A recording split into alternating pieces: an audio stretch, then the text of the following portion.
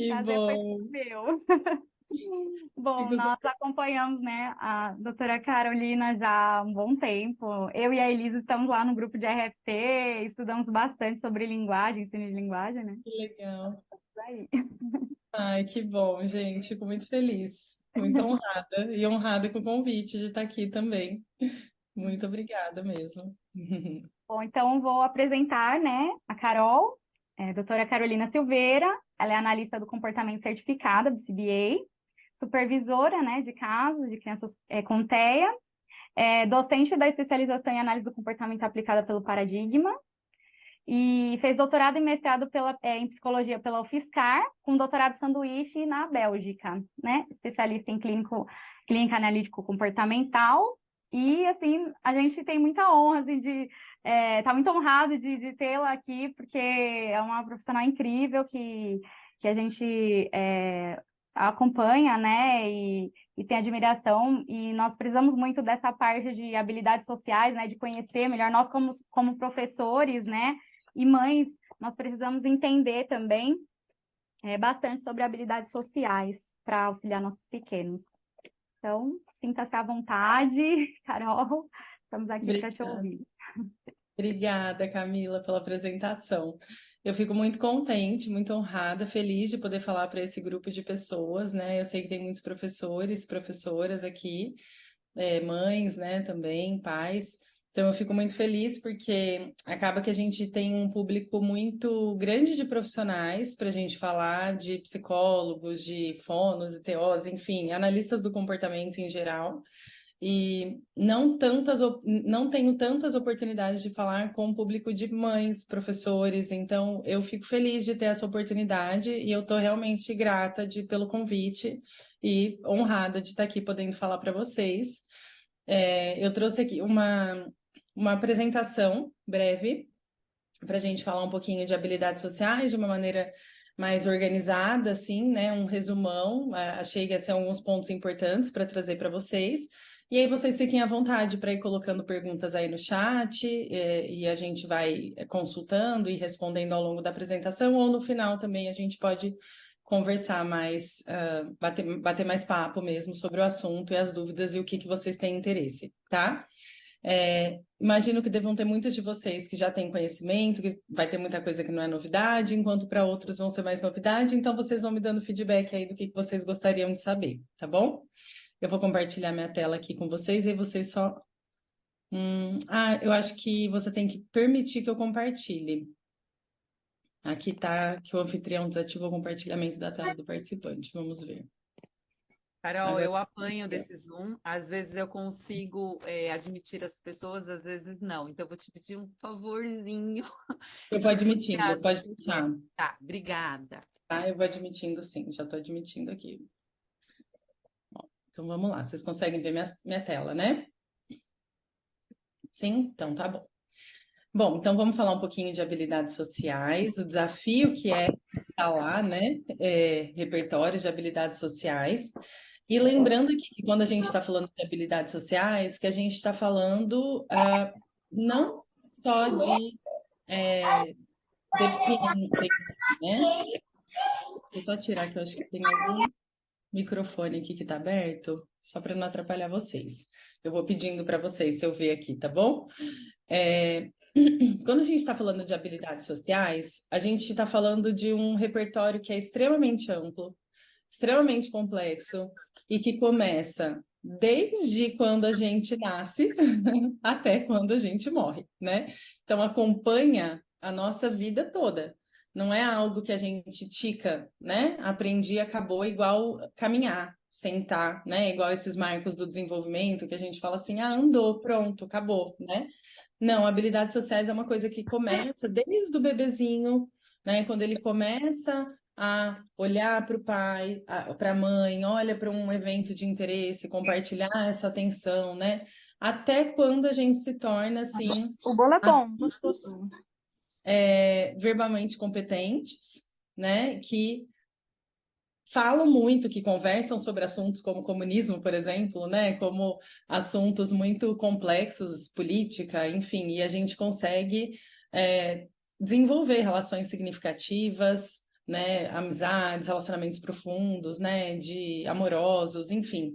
Então, abarca todo esse repertório social, né? Habilidade social por isso, porque tudo que tem relação com interação social com outra pessoa, a gente vai estar tratando no campo das habilidades sociais.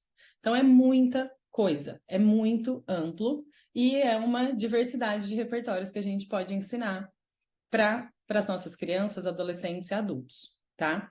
E quando a gente está falando de habilidades sociais aqui, a gente vai entender que, em alguma medida, todos nós precisamos aprender repertórios de habilidades sociais. Nós nunca estamos formados em habilidades sociais, né? Então, a gente vê que é muito comum em autismo, em em alguns transtornos do neurodesenvolvimento.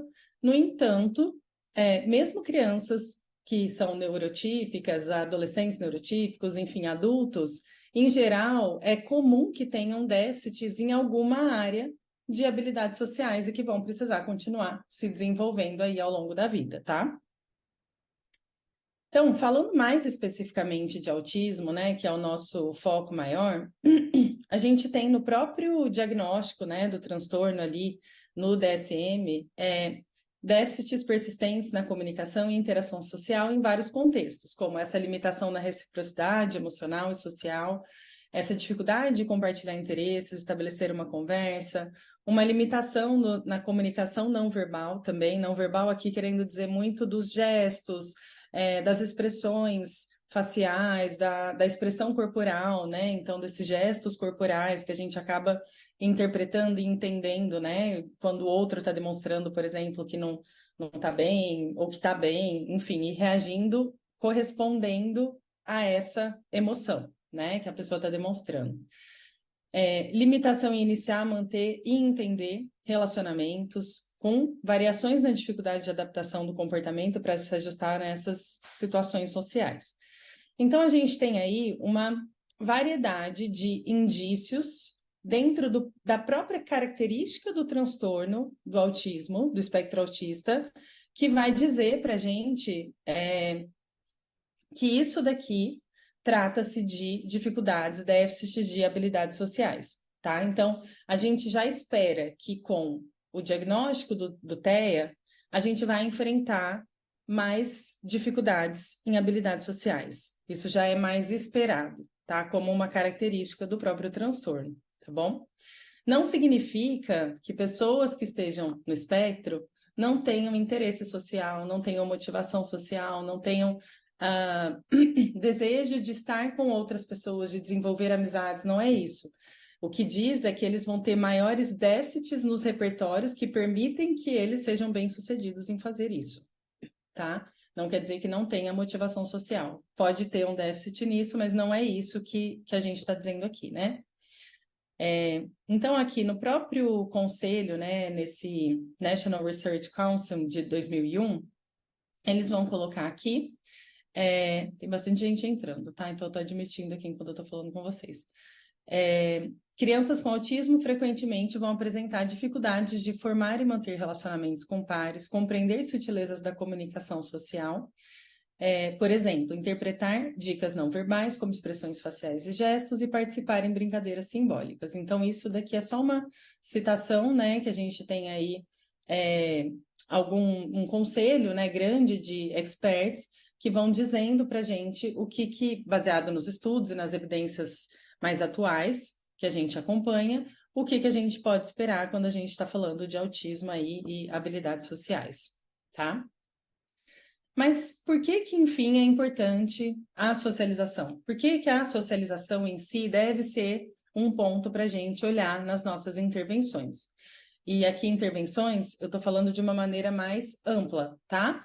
Então, eu estou falando intervenção, pode ser terapêutica ali, no contexto da própria terapia, mas também pode ser numa intervenção educacional, né? Enquanto professores, que a gente está dentro da escola, a gente vai ter um papel muito grande também em como que a gente desenvolve habilidades sociais com os nossos alunos, como que a gente proporciona que eles possam ter um ambiente que seja favorável ao estabelecimento de habilidades sociais ali com as crianças, adolescentes, enfim. Então, quando a gente está falando de socialização, quando a gente é bem sucedido em socializar e manter interações sociais, obviamente vai favorecer que a gente trabalhe melhor em equipe, né? Então, a gente vai conseguir trabalhar em conjunto, ouvir ideias, contribuir com novas ideias, colaborar criativamente. Então, vai favorecer que a gente trabalhe em equipe, vai favorecer que a gente faça amizades, que a gente desenvolva relações amorosas, que a gente participe ativamente na nossa comunidade, né? Então, como que eu vou, de alguma maneira, fazer um trabalho voluntário, ou que eu vou contribuir para manter a minha cidade limpa, né? E o que eu entendo que é importante enquanto um membro da comunidade sem habilidades sociais, né? Fica quase que impossível, assim, a gente precisa do outro, a gente precisa se relacionar com os outros para a gente conseguir ser, de fato, participar ativamente da comunidade. Que seja ir num teatro, que seja ir na padaria comprar um pão e desenvolver ali uma relação mais próxima com o padeiro que eu compro pão todos os dias, né? De perguntar como que tá a família, né? Perguntar como que tá o dia dele até aquele momento, enfim. Como que eu participo ativamente dessa comunidade se eu não sei socializar efetivamente, tá? Participar de lazer em grupo, né? Então a gente tem muitas atividades de lazer que são esportes em si, né? Então, e até mesmo numa academia, se a gente pensa quando você vai numa academia, tem muitos grupos de corrida, enfim, você acaba desenvolvendo ali parceiros também, amigos, pessoas interessadas no mesmo tipo de esporte ou de atividade física que você faz, tá? O brincar cooperativo, quando a gente está falando das crianças, né? Então, como que eles cooperam entre si numa brincadeira, também tem relação com a importância dessa socialização. A gente só vai conseguir desenvolver esse brincar mais cooperativo se ela sabe como manter interações sociais positivas, tá? E aí a gente vai entender que as amizades, elas são experiências sociais importantes para todas as crianças. Então, não existe a gente falar, ah, não, mas ele fica muito bem sozinho, né? Ele se vira muito bem sozinho. Então, eu não preciso me preocupar com habilidades sociais para ele, né? Não, a gente vai entender que viver em comunidade, interagir socialmente é importante para todas as pessoas, independente de idade, independente de diagnóstico. Para todos nós é importante que a gente desenvolva relacionamentos significativos. Pode ser 1, pode ser 20, pode ser 30, pode ser 50. Não estou dizendo quantos, não estou dizendo com quem, nem de que jeito. Estou dizendo que nós somos seres sociais, a gente depende de outras pessoas, a gente precisa ter outras pessoas, a gente precisa ter a nossa comunidade. E as nossas crianças e adolescentes TEA também precisam, né? Então, a gente precisa entender que a gente vai ter que encontrar a comunidade deles, né? E como que eles fazem isso para eles se sentirem pertencentes a essa comunidade, tá? Então, a gente entende que essas amizades, né, vão ser experiências sociais importantes e permite desenvolver uma série de habilidades pró-sociais, como cooperar, comunicar efetivamente, né, o que precisa, compreender a perspectiva de outro. Então, eu me colocar no lugar do outro, eu entender o que o outro está sentindo, o que o outro está pensando, o que será que ele está passando naquela situação.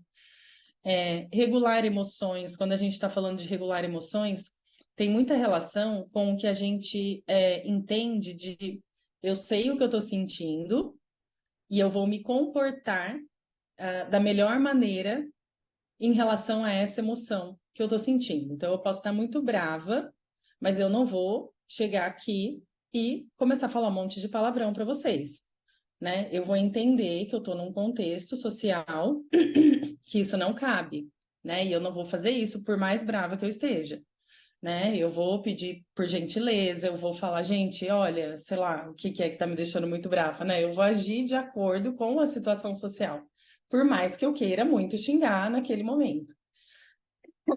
Então, regular emoções tem muita relação com isso, você identificar como você está se sentindo, mas você também entender aquele contexto e saber como que você pode se comportar naquele contexto de uma maneira que seja socialmente aceitável, né? Não significa obedecer, não significa abaixar a cabeça e fazer tudo que todo mundo está mandando, não tem a ver com isso, tem a ver com a gente agir de uma maneira que seja contextualmente apropriada, né? Se eu estou num contexto em que gritar Ou xingar, faça sentido? Sei lá, alguém veio me assaltar e eu dou um grito pedindo socorro, né? Então, isso é contextualmente apropriado ali naquela situação, né? Você está assustada, você está pedindo socorro, né? Então, quando a gente está falando de habilidades sociais, quando a gente está falando de regular emoções, a gente tem que entender que tudo depende de um contexto. A gente nunca pode ensinar isso descolado do contexto, porque senão a gente corre o risco de ensinar habilidades de obediência, que não é isso que a gente quer. A gente não quer ensinar que a criança, adolescente siga aquela regra friamente, sem considerar o contexto. A gente tem que tentar sempre atrelar o contexto para que eles consigam entender quando que gritar é aceitável, quando que xingar vai ser aceitável, quando que se defender fisicamente, que seja, empurrando o outro, vai ser aceitável, né? Então, em algumas situações será aceitável, né? Então a gente vai ter que sempre trazer essa questão do contexto para como que eu regulo essas emoções e de uma maneira que seja socialmente ok, né? Resolver problemas, enfim. Então, assim, tem uma série de habilidades aí pró-sociais que quando a gente está num contexto de amizade, vai ser importante, a gente vai desenvolver, vai permitir que a gente desenvolva, tá? Então, por isso é importante que a gente, de fato, consiga estabelecer amizades para as nossas crianças, para os nossos adolescentes também. Então, assim, uma definição muito breve de habilidades sociais, ela vai ser definida como respostas interpessoais com definições operacionais específicas que permitem o indivíduo se adaptar ao ambiente por meio de comunicação verbal e não verbal. Não verbal aqui, eu sempre falo assim, com muitas aspas, porque para mim vai ser verbal também. Não é porque não está falando que não é verbal, tá? Então, uma pessoa que está assim, assistindo a minha apresentação aqui, eu vou falar, nossa, tá chato, acho que eu preciso mudar alguma coisa, né? Acho que eu preciso fazer uma pergunta para as pessoas, porque todo mundo tá ficando com sono. E isso é muito verbal, né? Eu fazer assim, e eu entender, e eu reagir a isso, para mim vocês estão comunicando, tá chato, Carol, muda, não tá funcionando do jeito que você está apresentando. Então, aqui, por mais que use-se muito esse termo não verbal, eu, Carol, não gosto, porque eu acho que tudo, no fim, comunica a linguagem, então não dá muito para a gente chamar de não verbal. Mas, enfim, quando a gente está falando de não verbal nos protocolos de habilidades sociais, quando a gente está olhando nessas definições, a gente está falando disso, né? Desses gestos, das expressões faciais, enfim, tá? Dentro do... a gente teve um grande conselho, né? Assim, que revisou tudo que a gente tinha de prática, de evidências, na verdade, para intervenções com autismo. E uma das práticas baseadas em evidências para autismo que a gente tem dentro dessa grande revisão de mais de 60 mil estudos é o treino de habilidades sociais. Então, a gente já tem essa evidência de que isso funciona e isso é importante para as nossas crianças e para os nossos adolescentes. Não há dúvida de que a gente precisa ensinar habilidades sociais, tá? A grande questão é como que a gente faz isso para ser bem-sucedido, porque não é sempre fácil, né? É desafiador. Então, aqui, o que a gente vê é que a gente tem, o mais legal, eu acho, dessa tabelinha, é a gente ver que a gente tem desde os 0 a 2 anos até os adultos jovens aqui, 22 anos, né? E provavelmente aqui continuaria se eles tivessem feito com populações mais velhas, é que não é hábito, né? Fazer, não é comum pesquisas que estudam com adultos, idosos, enfim, mas eu acredito que possivelmente ia continuar aqui, né? Em que áreas que a gente consegue ver resultados dentro das pesquisas que a gente tem. Então, a gente olha lá para os pitiquinhos, comunicação, social, brincadeira, né? Para os pré-escolares ali, isso também mais na área cognitiva, então a gente vê resultados em área cognitiva quando a gente ensina habilidades sociais. Quando a gente está falando para fundamental ali, né, que já entra 6 a 11 anos, além disso, começa a aumentar prontidão escolar, o comportamento de autocuidado, melhora comportamentos interferentes. Então, quando a gente vê muitos comportamentos interferentes na literatura de aba, a gente está falando dos comportamentos, entre aspas, problema, né? Aqueles comportamentos que produzem prejuízos para aquele indivíduo. Então, a gente vai ver uma redução, em geral, com melhora de habilidades sociais, tá? Melhoras de saúde mental, né, de autodeterminação. Então, aqui, quando a gente está falando dos mais velhos, vocês veem que a saúde mental pega muito aqui, ó, de 6 a 18 anos. E isso tem muita relação quando a gente olha, por exemplo, para autismo de nível de suporte 1, que são os que têm menos prejuízos cognitivos, né? Então, em geral, a parte de cognição está mais preservada, o social pega bastante, muita ansiedade social, e aí a gente vê que tem muita correlação com depressão, né? Até com suicídio. Então, assim, a gente vê que a parte de saúde mental para autismo de nível de suporte 1 é muito afetada, né? Muito prejudicada, em geral, por conta do prejuízo aí que a gente vê em habilidades sociais, tá? A gente pode ensinar habilidades sociais de maneiras variadas, em locais variados, e a gente pode fazer isso tanto em 1 para 1, né, na terapia ali, diretamente com o terapeuta, quanto em grupo, quanto na escola, né? Então, a gente pode fazer na escola, a gente pode fazer na casa, a gente pode fazer na aula de natação, a gente pode fazer em qualquer lugar, ensino de habilidades sociais, aonde a gente entende que vai ser socialmente significativo para aquele cliente, que você tenham pessoas treinadas para fazer isso, obviamente, porque não é simplesmente colocar crianças ou adolescentes juntos, né? Tem que ter uma programação, tem que ter uma organização para fazer isso, e acho que essa que é o grande pulo do gato quando a gente está falando de ensino de habilidades sociais. Muitas vezes, algumas pessoas acham que é só colocar pessoas juntas, né? Mas se fosse só isso, estava todo mundo 100% em habilidades sociais. Não é suficiente. A gente tem que ter alguns cuidados quando a gente vai estabelecer esse tipo de repertório, tá? Como a gente tem com qualquer outro, na verdade, né? É que em habilidades sociais a gente é menos sistemático e acaba dificultando com que as crianças e adolescentes aprendam, tá? Então, quando a gente está falando em aba, a gente tem algumas avaliações que são comuns a gente usar para ensinar habilidades sociais. Avaliar e depois ensinar, né? Então, a gente tem esse CERTS Model, que ele vai focar muito nessa questão das habilidades socioemocionais, tá? Então, essa coisa de reconhecer como eu estou me sentindo, reconhecer como o outro está sentindo, como que eu regulo essas emoções diante de diferentes situações. Então, o CERTS, ele é bem conhecido muito por essa parte de comunicação e habilidades socioemocionais. A gente tem o Social Savvy, que daí tem várias áreas de habilidades sociais diferentes, Social Skill Solutions, o Moving Towards Functional and Social Competence. A gente tem os dos Delprete, né, da Zilda e do Almir Delprete, que são professores brasileiros, né, lá da UFSCar, então, que estudam muito sobre habilidades sociais, estudaram a vida toda deles, eles têm alguns livros. A gente tem o Crafting Connections, que eu acho que ele é analítico comportamental também, mas ele não tem muito avaliação, ele é muito mais para o currículo em si, já para o desenvolvimento, para a intervenção. O PEERS, né, que é um protocolo também que ele é bem sistematizado, e aí ele tem as lições específicas para cada dia, o que vai ser feito, né?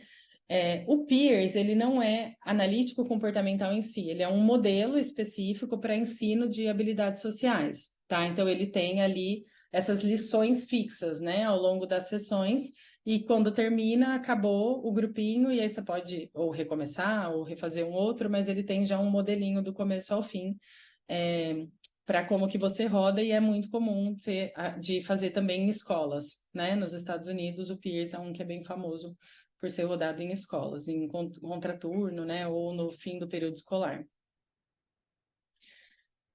Só para vocês terem uma ideia da amplitude de áreas, tá? Quando a gente está falando de habilidades sociais. Aqui eu estou falando áreas. Por quê? Porque dentro dessas áreas, a gente tem uma série de comportamentos inseridos, tá? Então, quando eu estou falando de autodefesa e advogar por si mesmo, aqui tem eu identificar quando o outro está fazendo bullying comigo, eu saber pedir ajuda, né? Eu saber buscar fugas, então, assim, como que eu resolvo o conflito?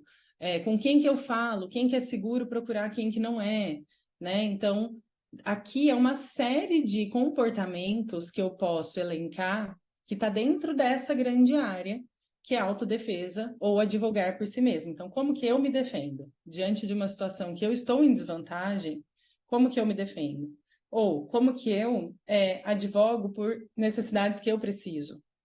Né? Então, como que eu vou comunicar acomodações ambientais que eu preciso? Por exemplo, né? Quando eu estou falando de um adulto na faculdade e que ele não consegue acompanhar a agenda da faculdade.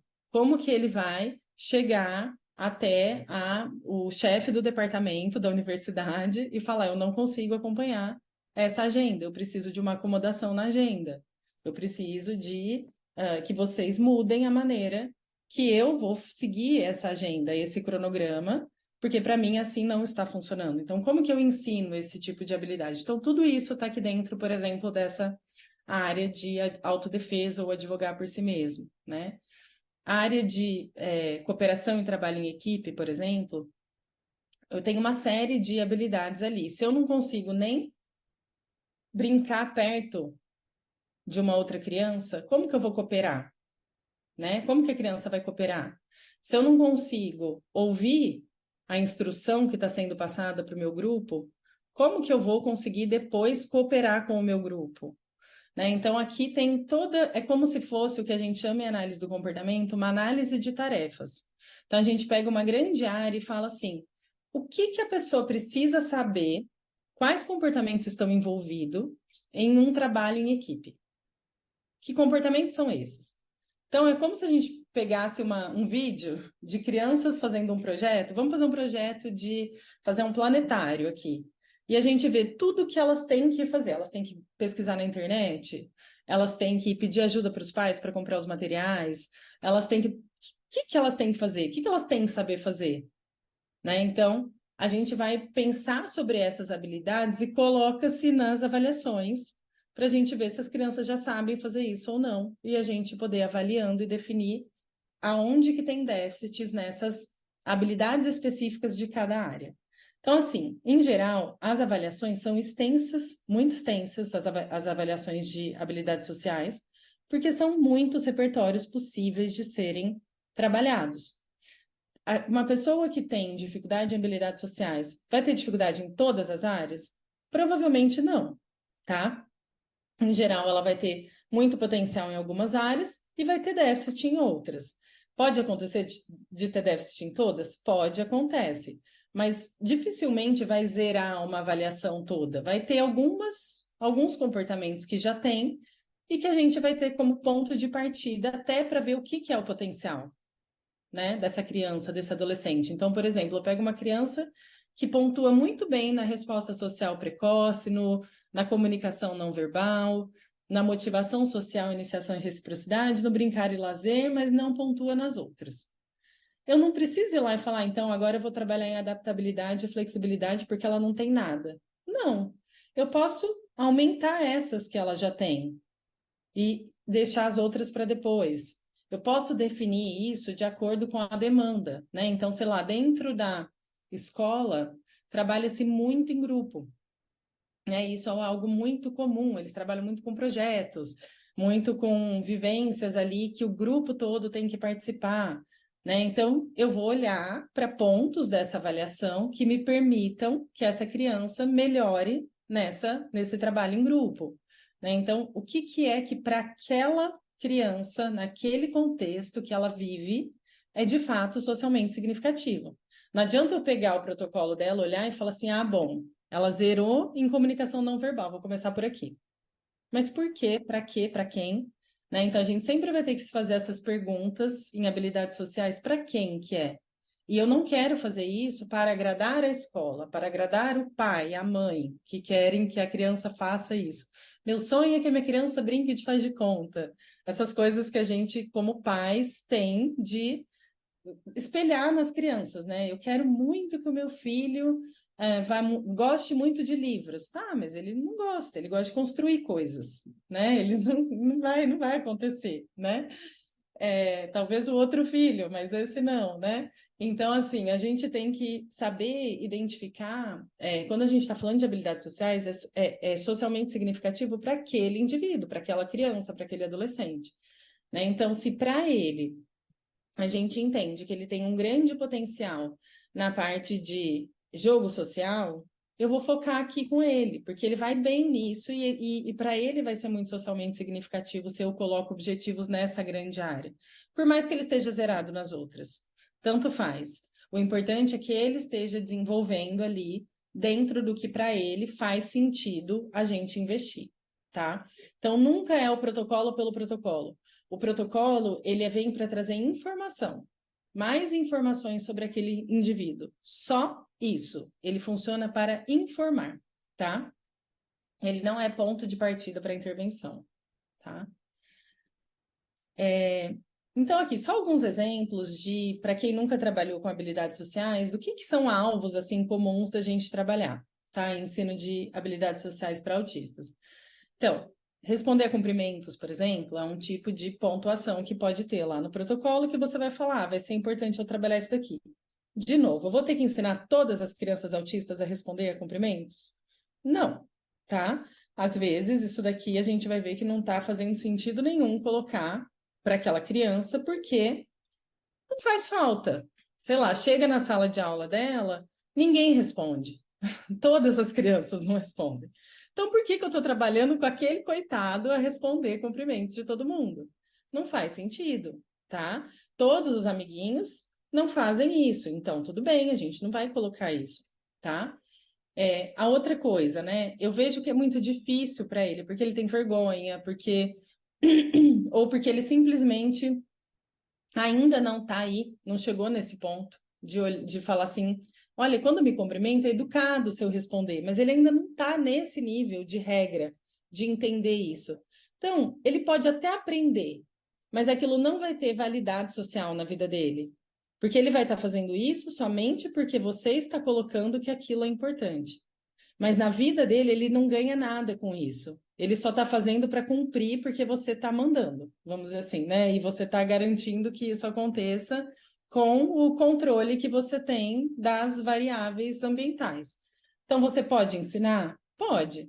Vai ser socialmente significativo? Provavelmente não, tá? Provavelmente não. Então, a gente sempre vai ter que olhar para isso. O que vale mais a pena? Será que vale a pena eu ficar insistindo ele responder cumprimentos?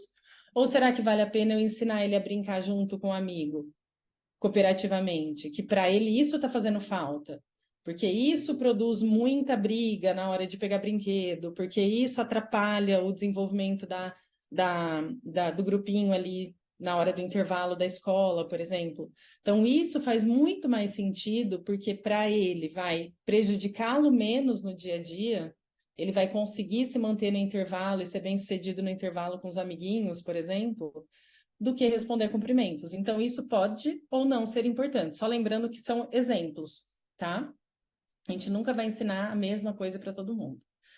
Falar obrigado, por favor, de nada. Falar com entonação apropriada. Então, imagina uma criança que fala muito baixinho, muito, né? Ou fala muito rápido. E a gente não consegue entender o que a criança fala. E aí, quando ela tá lá, no intervalo... Posso, Elisa? Eu vou falar. É uma boa pergunta. Ele pode falar muito baixo, né? Então, muito baixinho. Daí, os amigos não escutam. E aí, ele não consegue conversar, brincar, porque ninguém tá ouvindo o que ele tá falando, né? Ou ele fala muito berrado, gritando alto. E aí, fica todo mundo cansado de ficar perto dele, porque ele grita muito. Então, fica cansativa a interação. Né? Então, as crianças se afastam porque está difícil se manter ali naquela interação com aquela criança, porque está cansativo. Então, ele perde com isso. Né? Então, a gente trabalhar nesse volume da voz dele, a entonação que ele usa, vai ser importante. Ensinar a permanecer no grupo. Né? Às vezes a gente vê que tem crianças no espectro que tem uma agitação motora muito grande. E aí, às vezes, não consegue ficar, não é porque não quer participar, não quer cooperar, é porque às vezes não consegue parar, não consegue parar e ficar ali o tempo necessário para cumprir aquele projeto em grupo, enfim. A Aline perguntou, como auxiliar nessa questão dos gritos? Aí vai depender muito, Aline. Eu sei que é chato quando a gente fala essa resposta, né? Do depende. Mas a verdade é que depende muito. Porque, assim, a gente pode ter uma criança, só para você ter uma ideia, a gente pode ter uma criança que grita muito, porque ela não, de fato, não quer fazer a proposta que a gente está trazendo para ela, tá? Então, eu trouxe ali, sei lá, uma atividade de pintar. E a criança não quer pintar. E ela grita, grita, grita, e a gente fala, tá bom, não faz. Né? Então, ela é bem sucedida gritando e não seguir aquela atividade que ela não quer fazer. Pode ser por isso. Ela pode gritar porque ela não aprendeu, de fato, essa questão da entonação da voz dela, do volume da voz dela. Ela precisa de feedback para esse volume. Está muito alto, né? Eu tenho essa dificuldade com o meu próprio filho. Meu filho fala muito alto, gritado em muitas situações que não cabe, que não pode, que atrapalha. Né? Então, eu uso muito com ele recurso visual, assim, de volume. A gente tem um botão imaginário combinado entre a gente, e quando a gente está em lugares assim, ele começa a falar muito alto, eu começo a fazer o volume baixando. Eu falo, Antônio, aí eu faço assim, ele vai abaixando a voz. Então, assim, ele não grita para fugir de uma atividade, ele não grita para receber alguma coisa que ele quer. Ele grita porque ele não aprendeu a modular ainda a altura da voz dele. Então, vale fazer isso. Vai funcionar, porque ele está agora aprendendo. Quando eu faço, ele percebe, tá alto, deixa eu diminuir. Agora, se é uma criança que está querendo fugir da atividade, fazer isso não vai funcionar, entendeu? Vai depender muito da razão. Então, no caso de uma criança que grita muito para fugir da atividade, o primeiro passo que a gente vai fazer em geral, falando assim, amplamente, sem detalhes, sem olhar casos específicos, mas em geral, uma criança que grita muito para fugir de alguma coisa que ela não quer fazer, a primeira coisa que a gente vai ensinar é ela pedir adequadamente para não fazer, né? Então ela falar, não quero, é muito melhor do que gritar, né? Então a gente vai permitir ela fugir diante de um pedido adequado, né? Então a gente vai ensinar, a primeira coisa é isso, é ensinar a pedir para não quero fazer. Então fala, não quero fazer. Ah, não quero fazer. Ah, tá bom, não precisa. Pode ficar sozinha. Tá? Pode brincar. Pode. Ai, mas aí eu vou deixar ela fazer tudo o que ela quiser, né? Ela vai fazer, ela vai mandar na gente, vai fazer tudo o que ela quiser, que daí a gente escuta muito isso quando a gente propõe esse tipo de intervenção, né? Sim e não. Então, assim, no começo, sim. Ela vai fazer o que ela quer, ela vai de fato estar no controle da situação. Mas a ideia é que, com o tempo, a gente entenda por que que ela não quer fazer. É algum tipo de atividade específica que ela não quer fazer? Por que que ela não está querendo fazer? Porque está muito difícil? Ela tem pré-requisito para fazer aquilo que a gente está pedindo? Ah, não, ela tem, eu tenho certeza, ela consegue fazer, ela dá conta de fazer. Então, por que que não tem motivação para fazer? Será que eu consigo trabalhar na motivação? Será que eu consigo adaptar a atividade de alguma forma para ficar mais interessante para ela querer fazer, para eu não precisar forçar ela a fazer? Né? Ou será que ela precisa tolerar, aprender a tolerar, fazer algumas coisas que ela não gosta mesmo, que faz parte da vida e todos nós fazemos, né? Eu não quero todo dia lavar a louça, mas eu tenho que lavar, não tem jeito, né? Eu não vou deixar a louça na minha pia até ela ficar mofada, eu vou ter que lavar. Então, a gente vai, de fato, em alguns momentos, entender que é uma dificuldade com tolerância para se engajar em atividades não preferidas. E aí a gente vai ter que trabalhar na tolerância, vai ter que ir gradativamente ensinando tolerância, né? Então vai depender muito, assim, vai depender de qual é a dificuldade para ela estar gritando, tá?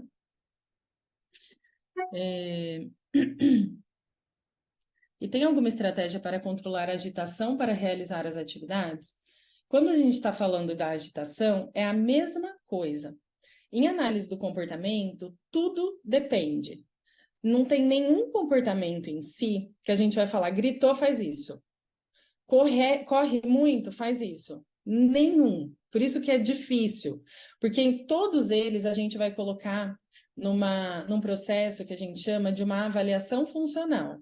A gente vai olhar qual que é a função daquele comportamento. Porque do mesmo jeito que a criança gritar pode ter várias razões diferentes, a criança correr e não parar na atividade também pode ter várias razões diferentes.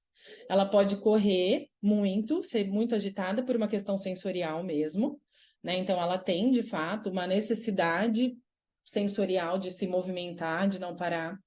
ela pode ter uma questão motora. Então, ela tem uma hipotonia muscular, e aí uma criança que tem hipotonia, em geral, é difícil ficar parada, então elas são mais agitadas, então talvez ela tenha que fazer um fortalecimento com uma fisioterapeuta. A gente pode ter criança que é muito agitada porque por atenção. Então, toda vez que a gente está, senta, para, volta aqui, vem para a cadeira. E ele está ganhando atenção, a gente acha que isso está punindo, mas talvez está reforçando, porque é mantido por atenção. Então, não dá para saber. A gente, só pela resposta em si, não tem como eu te falar, faça isso ou faça assado. Vai depender da função daquela resposta. Se for uma criança que é uma questão sensorial, aí eu vou pensar em estratégias para minimizar, né? Então, ele precisa sentar para fazer uma atividade com o grupo. Eu vou pôr ele numa bola, que ele fica se mexendo, sentado, enquanto ele está lá, e aí para ele fica mais fácil ficar naquela atividade, né? Eu vou permitir que ele faça em pé. Todo mundo está sentado, mas ele pode fazer em pé. Aí ele sai e volta, né? Então a gente pode combinar, ó, você pode sair, dar uma volta, mas você tem que voltar, você tem que pedir um intervalo, sei lá.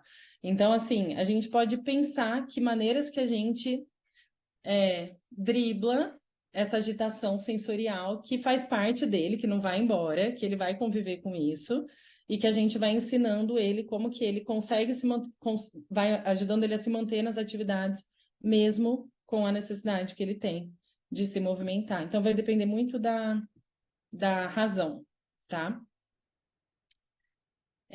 Se manter em conversas de tópicos variados, né? Porque daí isso aqui também é muito comum, então gosta só de falar de dinossauro. Não tem mais nada que é legal para conversar. Só quero falar de dinossauro. E aí não tem um Cristo naquela sala de aula que gosta de dinossauro. Só ele que gosta de dinossauro. E aí vira um problemão, porque daí não consegue fazer amizade com ninguém, né? Porque ninguém gosta desse raio, desses nomes, desses dinossauros difíceis que ele fica falando, tá? Compartilhar atenção em atividades de interesse, né? Então, tem alguém que gosta muito de dinossauro lá, mas ele gosta de sozinho, fica falando de dinossauro. Ele não consegue virar para o outro e falar assim: ah, também tem o estegossauro, ah, vamos ver o que ele come, vamos ver de que época que ele é. Não tem essa questão da troca. Então, a gente vai ter que ensinar ele a fazer isso. Então, ó, legal que você sabe tudo de dinossauro, agora vamos aprender a compartilhar com alguém que também gosta, né? Vamos ver como que a gente faz isso. Ai, gente, que dengo mais gostoso esse, do filhinho da Camila. Precisa ser individualizado e considerar o que é socialmente significativo para aquele indivíduo naquela comunidade. Então, aquilo que eu falei, né? Nunca vai ser uma coisa fixa. Temos que ensinar isso para todas as crianças. A gente vai olhar o que faz sentido para aquela criança naquela comunidade que ela vive, tá? Falei que era curta, nem era. Ó, já estamos chegando no final da apresentação e eu nem cheguei onde eu queria. Quando a gente está falando de crianças menores, socialização é o quê? É brincar, né? Criança pequena socializa brincando. Então, por que a gente ensina a brincar? Porque é a primeira forma de socialização que as crianças aprendem. Porque quanto mais habilidade de brincar, mais oportunidade de interação social. E aí, em geral, a gente começa pelo que eles estão mais confortáveis e a gente vai olhar para os estágios do brincar, que isso é outra coisa que ajuda a gente a ver o que a gente pode fazer, em que estágio que essa criança está, tá? Então, a gente tem aí um estudo, né, muito famoso, que é da Mildred Patterns, que é uma socióloga, na verdade. Ela fez uma observação longitudinal de como que as crianças brincavam ao longo do desenvolvimento infantil. E ela determinou 6 estágios do brincar que são muito úteis para a gente olhar para as nossas crianças, para a gente determinar, porque às vezes a gente quer dar saltos, a gente quer ensinar as crianças a brincar de maneira cooperativa, sendo que eles ainda nem fazem o brincar do observador, por exemplo. Então, a gente acaba vendo que eles não têm nem pré-requisito para fazer aquele tipo de brincar que eu estou tentando. Eu quero sentar a criança e pôr ela para jogar tabuleiro quando ela não está nem aceitando ficar perto do amiguinho, né? Então, eu tenho que entender um pouco isso para saber também como que eu desenvolvo esses objetivos. Então, em geral, o que a gente vê é que até 3 meses de idade, o comum é o brincar desocupado, que eles ficam explorando os objetos com pouco propósito, né? Então, é bebezinho mexendo em objetos. O solitário, comum ver até os 2 anos de idade. Então, eles ficam com os próprios brinquedinhos e brincando sozinhos. É isso que é esperado mesmo para essa idade. Não é esperado que eles sentem e joguem um jogo juntos, tá? Os que fizerem isso, a gente vai dizer que estão fazendo precocemente. Em geral, é isso aqui que a gente quer ver, tá? Do espectador é a partir de 2 anos em geral. Então, eles ficam checando o que o outro está fazendo, mas ainda permanecem brincando sozinhos. Eles olham, eles riem, eles observam o que os outros, eles começam a notar o que os outros estão fazendo, gostam de ver o que o outro está fazendo, mas permanece brincando ali sozinho. O brincar paralelo, eles começam a se aproximar daquilo que a gente vai chamar de brincar cooperativo. Então, eles vão ficar próximo, eles conseguem compartilhar um brinquedo, cada um brincando do seu jeitinho, mas ali juntos, tá? Com a mesma, desculpa, com a mesma atividade, mas com itens diferentes. O associativo, eles vão estar com a mesma atividade. Eles estariam usando, por exemplo, os Legos juntos, mas cada um ainda com o objetivo, com o seu próprio objetivo, né? Então, eles conseguem compartilhar, eles conseguem conversar sobre aquilo que eles estão usando, mas não necessariamente eles vão estar, de fato, construindo algo juntos. Aí, por volta de 3, 4 anos, vai ser mais comum. E o cooperativo de 4 em diante é o mais provável a gente ver. Então, que a gente vê que eles vão, de fato, colaborar para um objetivo em comum. Então, vamos montar um foguete, vamos fazer um castelo, vamos pintar isso daqui até o final, né? Então, eles querem construir algo juntos e aí vem o cooperativo, que aí entram os joguinhos também, né? Então, você vê, quando a gente tenta colocar um jogo de tabuleiro para uma criança que nem brinca paralelo ainda, é pular etapa e provavelmente ela não vai ser bem sucedida e a sua intervenção vai falhar. Não é porque a criança não consegue, mas é porque você está colocando uma coisa que ela ainda não está pronta para fazer, tá? Então, eu só vou colocar aqui rapidinho o vídeo para vocês verem, que é do Pathways. Eles têm aí todos os estágios do brincar para a gente aprender a observar, tá? Vou colocar aqui rapidinho para vocês, ver se está saindo o som.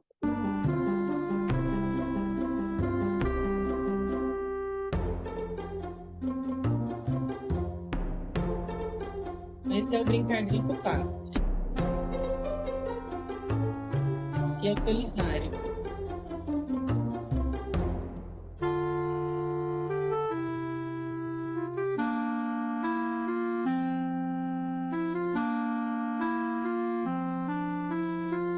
É o do observador, né? Um fica vendo o que o outro está fazendo, mas não junto ainda.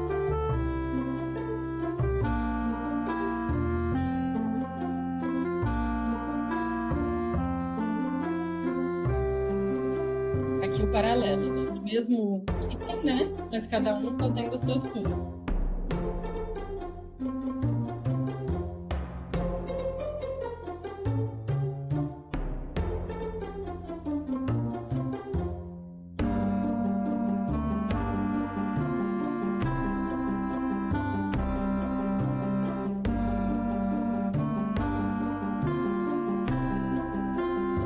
E aí, por último, cooperativo, né? Aí são os joguinhos, enfim. Então, eles dão alguns exemplos para a gente aprender a observar, tá? Peraí, deixa eu tentar passar aqui. Bom, então, no final das contas, o principal objetivo do brincar é se divertir. Então, se a gente está numa intervenção de aba e eu estou ensinando a criança a fazer, faz assim com o carrinho e ela faz, e aí ela ganha alguma coisa, tá bom, você está ensinando ela a imitar. Ela ainda não está brincando, né? Então, a gente só não pode confundir essas coisas, né? Eu estou ensinando ela a imitar com aquele objeto, tá bom, mas ela ainda não está brincando. Quando a gente está brincando, ela tem que estar se divertindo, ela tem que estar demonstrando que aquilo tá legal, tá?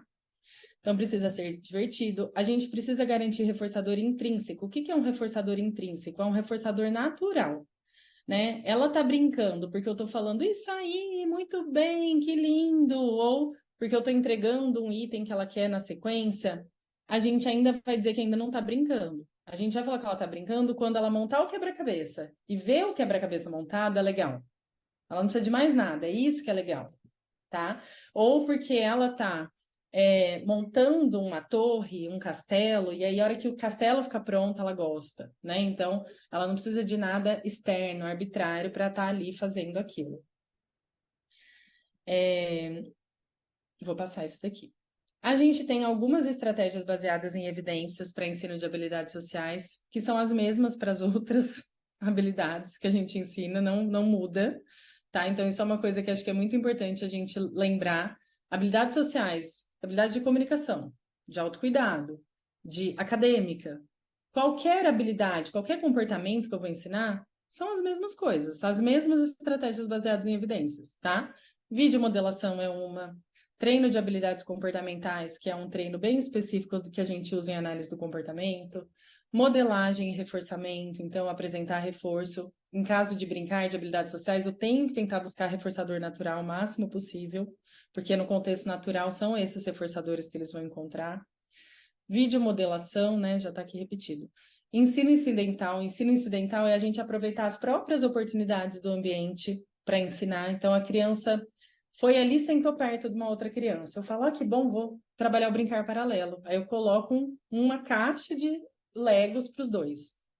Né? Então, o que eu posso, a partir daquela situação ambiental ali, que veio da própria criança, ensinar alguma coisa para ela em termos de habilidades sociais. Intervenções mediadas por pares, que eu acho que na escola é fantástico, intervenção mediadas por pares.